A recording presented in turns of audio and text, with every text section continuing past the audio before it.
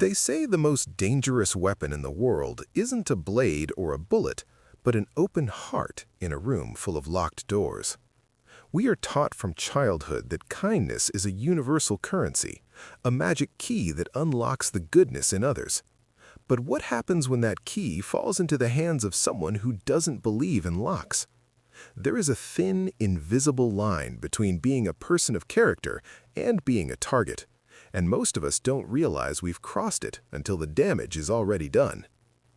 Imagine a man named Elias who lived by a simple, unwavering rule: never turn away a soul in need. He lived in a small, quiet town where trust was the bedrock of the community. One evening, a stranger appeared at his doorstep during a torrential storm. The man was disheveled, shivering, and told a harrowing story of a broken-down car and a lost phone. Elias didn't hesitate. He offered a warm meal, a dry change of clothes, and a place to sleep. He felt a surge of moral satisfaction, believing he was fulfilling his purpose as a good man. But as the night wore on, the atmosphere changed. The stranger began asking specific, quiet questions about the silver heirlooms on the mantel and the rhythm of the neighbors' lives. Elias noticed the shifts in the man's tone, but he brushed them aside. He told himself that being suspicious was a form of cruelty. He mistook his own discomfort for judgment, and because he didn't want to be a judgmental person, he chose to stay silent. He chose to be blind in the name of being kind. By morning, the stranger was gone, and so was everything Elias spent a lifetime protecting. But the physical loss wasn't what broke him. It was the realization that his kindness hadn't been an act of strength, but an act of avoidance. He had ignored his intuition to preserve an image of himself as a saint. This is the paradox of trust. Neuroscience suggests that our brains are wired for social cooperation, but we also possess an ancient biological warning system designed to detect deception. When we suppress that instinct, we aren't just being nice, we are effectively turning off our own survival mechanism.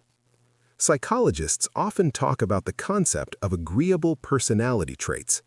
People who score high in agreeableness are the glue of society. They are empathetic, cooperative, and deeply valued. However, there is a dark side to extreme agreeableness. Without the balance of discernment, it becomes a vulnerability. If you cannot say no, your yes loses all its value. If you cannot recognize malice, your goodness becomes a tool for those who wish to exploit it. True kindness is not a lack of boundaries, it is the conscious choice to be good despite knowing the risks. Think of a lighthouse. Its purpose is to guide ships to safety, but it does not let the ships crash into its base. It stands on solid rock, projecting light while maintaining its own integrity. If the lighthouse were to move into the water to get closer to the ships, it would sink and the light would go out forever. Many of us try to be the light by throwing ourselves into the waves, forgetting that a drowned savior can help no one. We confuse being a good person with being a doormat, failing to see that a doormat is something people only use to wipe off the dirt before walking away.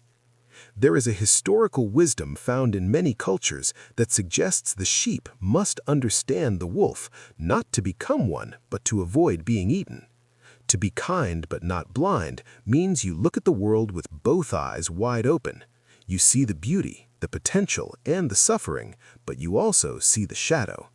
You recognize that not everyone who seeks your help intends to use it for good. Some people use the kindness of others as a shortcut to their own selfish ends, and by enabling them, you aren't just hurting yourself, you are depleting the resources you could have used for those who truly deserved them. The most difficult lesson Elias learned wasn't how to lock his doors, but how to trust his inner voice again. He realized that his intuition was a gift, not a burden. Discernment is the guardian of the heart. It allows you to give deeply and authentically because you know your foundation is secure. When you stop being afraid to see the truth in others, you gain the power to truly help them. You stop being a victim of circumstance and start being a steward of your own compassion. In the end, our legacy isn't defined by how many times we were fooled, but how we protected our capacity to care. The world doesn't need more people who are blindly nice. It needs people who are bravely kind. It needs people who can look at the darkness and still choose to hold a candle, but who also know exactly when to step back so the wind doesn't blow it out.